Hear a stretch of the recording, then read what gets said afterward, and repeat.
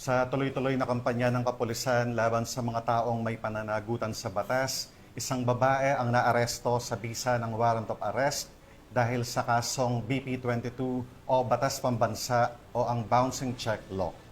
Kabilang din ang nahuling suspect sa top 1 most wanted person sa bayan ng San Manuel, Tarlac.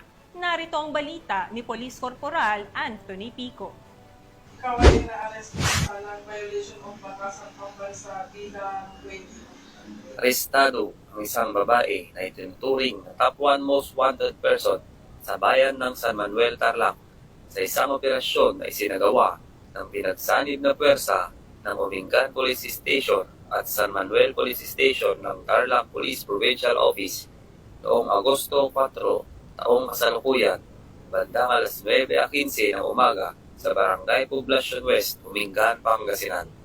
Kinilala ang suspect na si alias Linda, isang medical doctor at residente ng Barangay Kaorganitaan, Umingan, Pangasinan.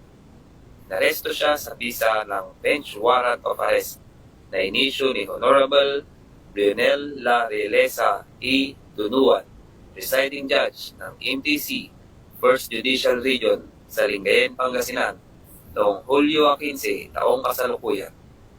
Ang warrant ay kaugnay ng paglabag sa Batas Pambansa bilang 22 sa ilalim ng Criminal Case Number 25-03 kung saan itinakda ang piyansang nagkakahalaga ng 120,000 pesos para sa pansamantalang kalayaan ng akusado.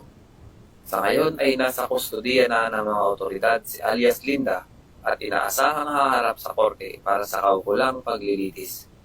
Patuloy naman ang paalala ng kapulisan sa publiko na makipagtulungan sa mga otoridad upang mahuli ang mga individual na may kinakaharap na kaso sa batas. Mula dito sa Ilocos Region, ako ang inyong PNN correspondent, Police Corporal Mark Anthony Pico, alagad ng batas, tagataguyod ng balitang pulis.